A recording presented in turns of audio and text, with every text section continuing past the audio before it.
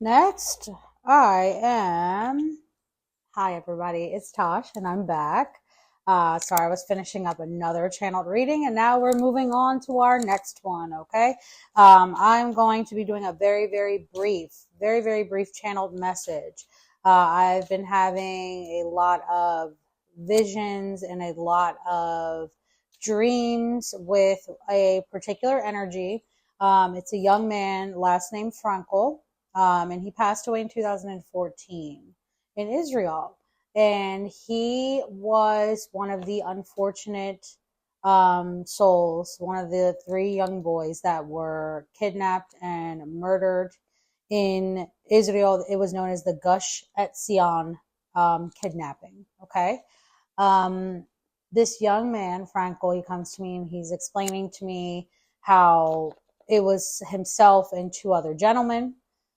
Uh, I want to say it's interesting because, like, I'm seeing it as if I was him. Okay. So as I'm seeing it, I'm trying to understand the energy that all of these parties don't know each other. Like the three gentlemen, three, young boys that were murdered.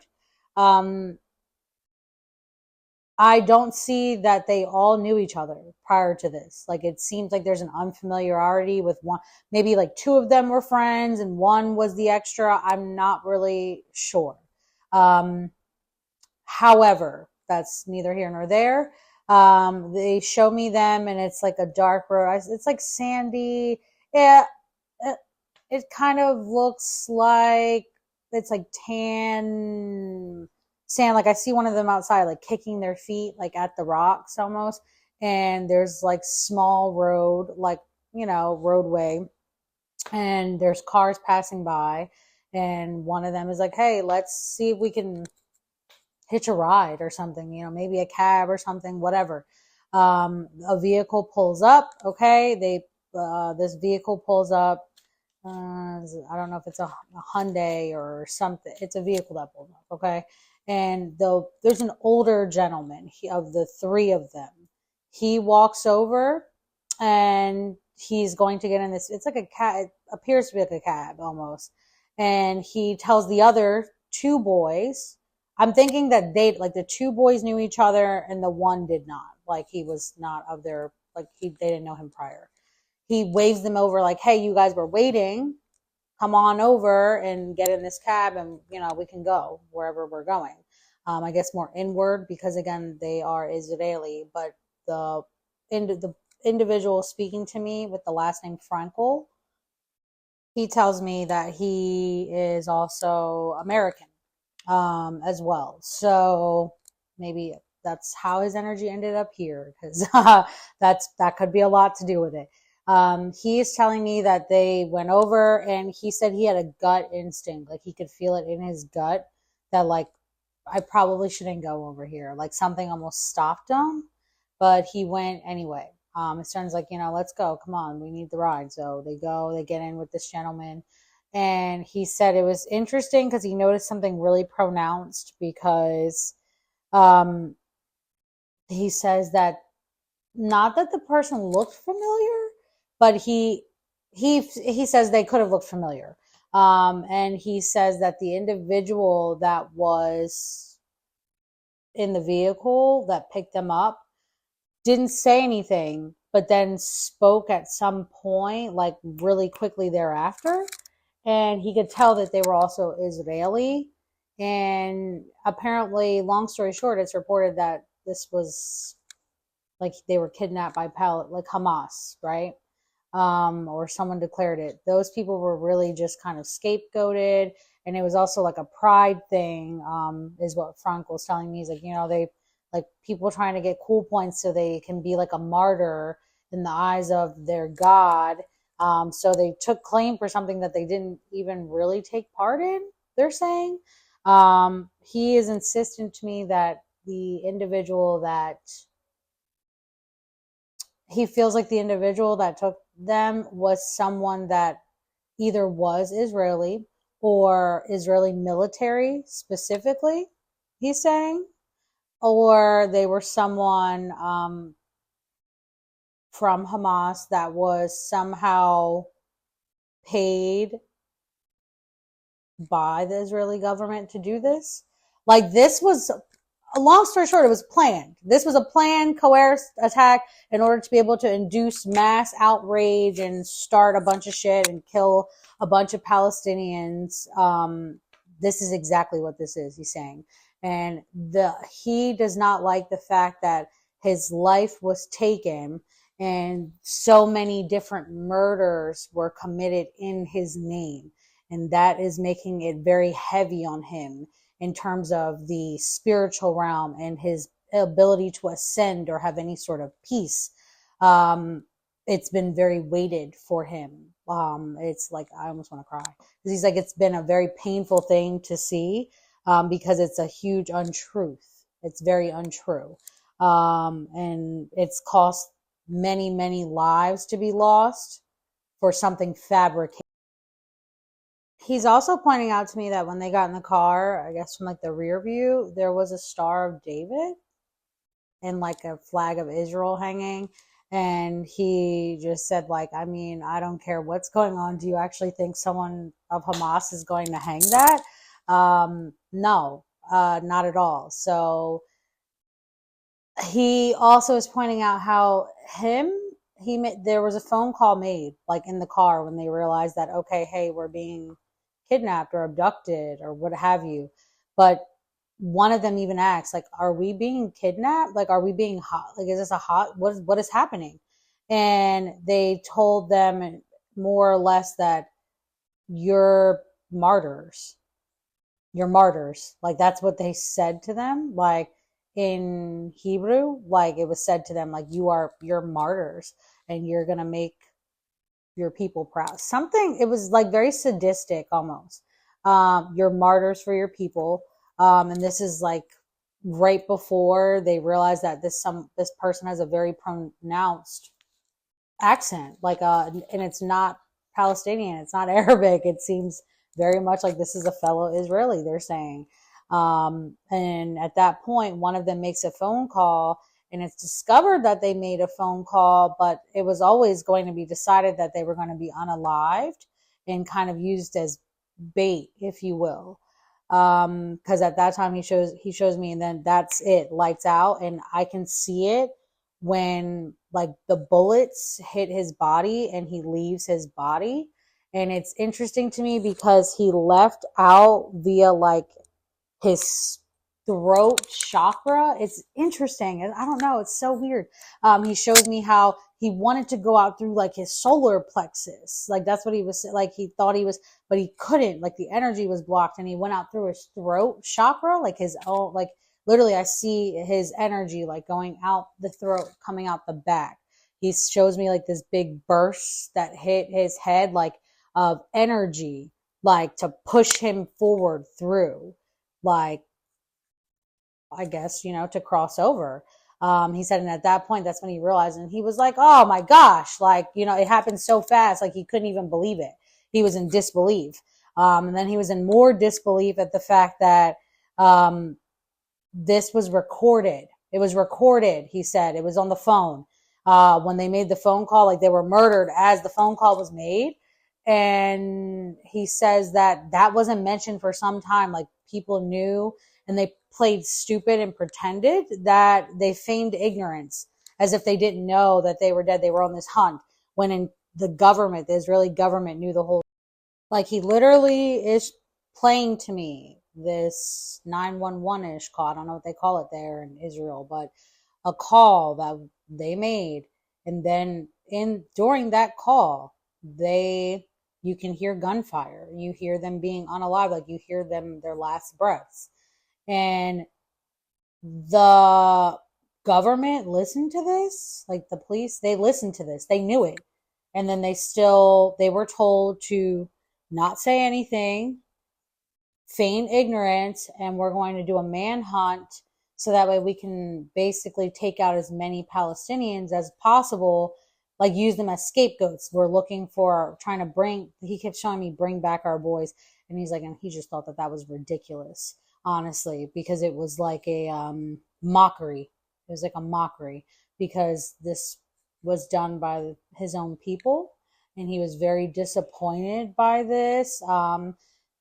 He is someone, although young, he was raised with very traditional, I would say, like Jewish ideals. Overall, a good person, but he would have definitely had a more progressive stance. Um, and he's like, yeah, even more so now after what occurred. But there were people that were aware for quite some time that these boys were not alive, and the fact that they knew that and they knew where they were actually buried, because they feel like it was very easy, like somehow, I'm not sure, I'll have to do some digging after this, but apparently even where they located the bodies, they were like, everything was just a little too convenient, and it just seemed like, how did you know that they were here so quick? Like, you guys have such high intel and one of the best armies and yada yada and all this technology, and you weren't able to find this in what is a smaller geographical area, you know what I mean? But they were then able to pinpoint such a specific location for where these bodies were. And that was interesting because that's where it's more interesting that the bodies were buried, because it, in their culture, he's showing me that when they were buried, like there's some sort of ritualistic, like a psalm or something that is said at the time of a Jewish burial. And that was said for them. And he said that he found that it was said and recited by another Israeli person. So they were kind of, because more people were concerned. I see that a lot of people were concerned with the fact that they were murdered and their bodies weren't properly interred, because burials are very important in the Jewish faith. Like the handling of the burials and the speed of them is very important. And so that stands out to me tremendously, because there was some sort of like religious rites delivered when these bodies were discarded in the earth after being unalived and, you know, kidnapped and unalived. But I he's showing me that this was not a Hamas member. He said this was someone of their faith, and they ensured that they were buried. Like they knew their protocol. It was very interesting.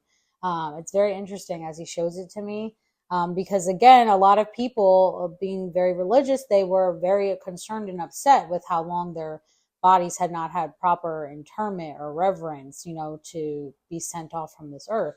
But in fact, they had, but because of the trauma induced, they are stuck in like an energetic loophole. Something was done improperly. I'm not really sure how to articulate this without sounding ignorant. Something in terms of like the rights or something was done, and it was done in the wrong spirit, like in malice. I want to say it's something along the lines of like, because it was a person whose hand they went by, like they were killed by, that the psalmic rite that was said over them when they were discarded into the earth was worth nothing. Because I don't know if that makes sense, but so that had a lot to do with throwing their souls into a lot of duress. Like there was a soul fracturing, if you will. That's what he is showing me, Frankel. He's showing me a soul, like a soul shattering, and a part of him is he's not really sure where, like their energy. Sometimes this happens with people, different traumatic incidences in life, like PTSD. It could be sexual abuse, it could be losing a loved one, it could be have really bad breakup. Various things can cause soul fracturing and soul loss and trauma. You are able to heal and, you know, reseal this, and reclaim a lot of lost energy. You can work, like Archangel Raphael is great for that kind of work.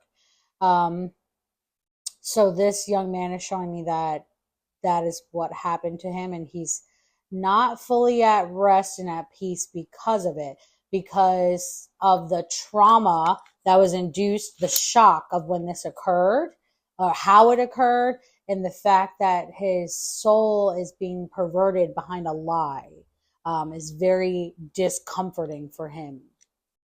He also shows me how a lot of people were very speculative because it all just seemed like the perfect storm, like such perfect timing.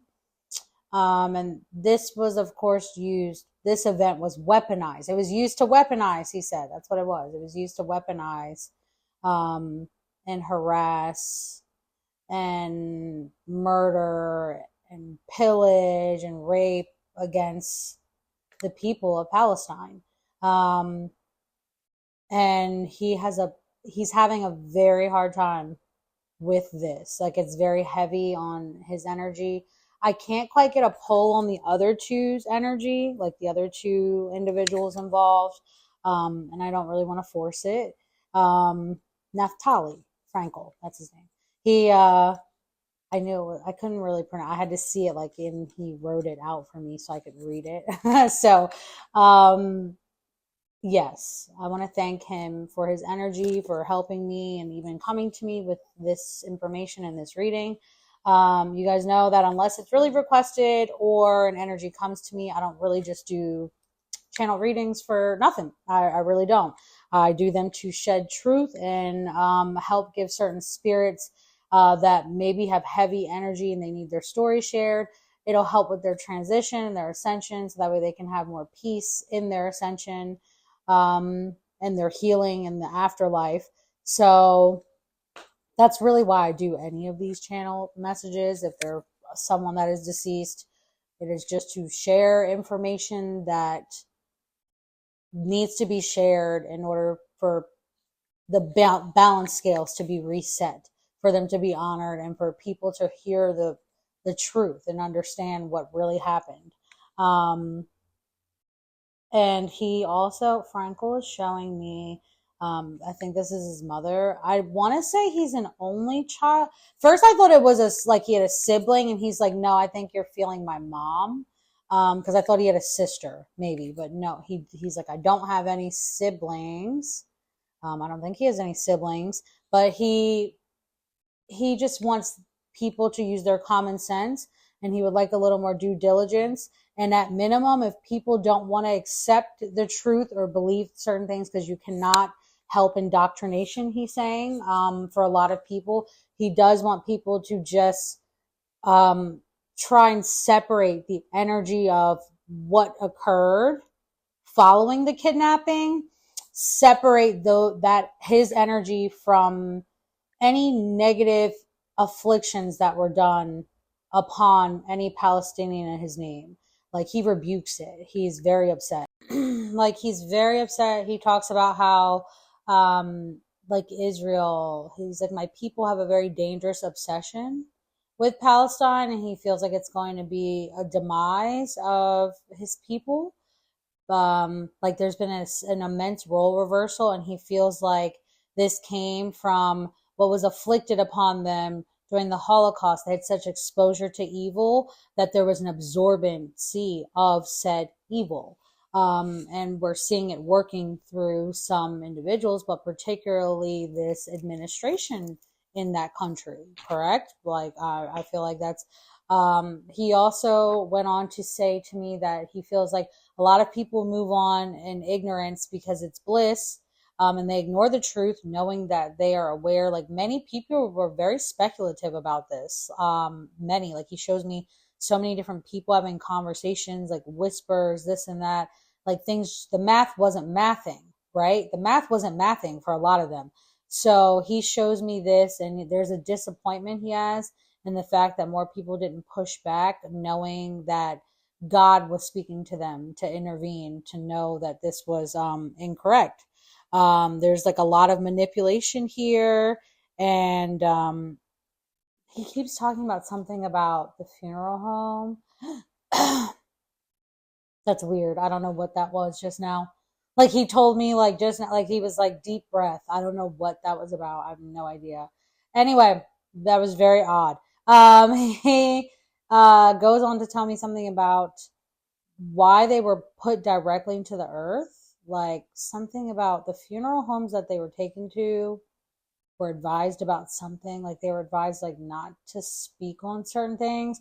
Also, they know that there would be no forensic evidence if they threw them in the earth after this. So, therefore, there would be nothing tying them back to Israeli forces or any sort of Israeli involvement whatsoever, is what he's showing me.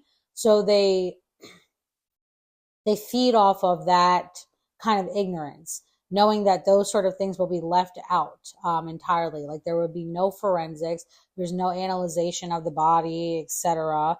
So they knew that there would be, there would be no questions asked. There's nothing to observe.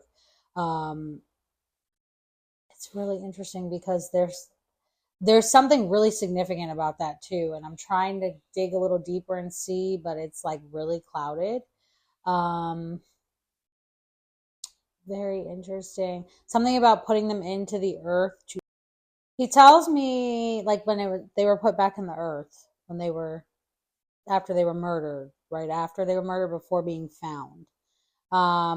He says that he could hear people saying, like when he was observing, he could hear people saying something about Dominus Liminis. Dominus Liminis. And it's weird because this is some sort of, it's like a magical practice or something. There was some sort of magical forces called upon for this, like cloaking, for cloaking. Dominus Liminis. Is that Aleister Crowley's like magical set? I forget, but he keeps showing me that, like Dominus Liminis. I don't know. I'll look into that later. Again, this is my first channeled reading on this topic, so as more comes, we will add to it. But overall, Neftali wanted me to basically bear witness to this so it can unravel like some karmic cycles, because they need to find peace. They can't find peace when there's falsehoods and lies and murders being done. He has like a lot of guilt for this, even though it's not his fault. So I'm going to stop right there, and I will follow back up here in a moment with part 2 of this channeled message as I get some clarity here. And I'll see you guys for the next one, okay? I do want to also, though, before I go, give my condolences to the 3 individuals, their families, that their children lost their lives, because this never needed to happen. And unfortunately, they were used as innocent pawns in a very evil game. And I am truly, truly, truly sorry from the bottom of my heart that this even happened to your loved ones. I don't want to see this happen to anyone at all, by any means, especially people that are innocent bystanders just trying to live their life, young teenagers just trying to live their life and have fun. So I don't want like any sort of hate comments in the comments. We're not here for that. I'm here just to share truth, bear witness to this young man's testimony so that I can share it in the world for him. But he did say that this is something he really felt like he needed to do in order to assist with like a reparations almost, because he is more than aware that he was on indigenous land, and the people there were being very much oppressed. So he feels this is the least he could do in his ascension. So I love you all.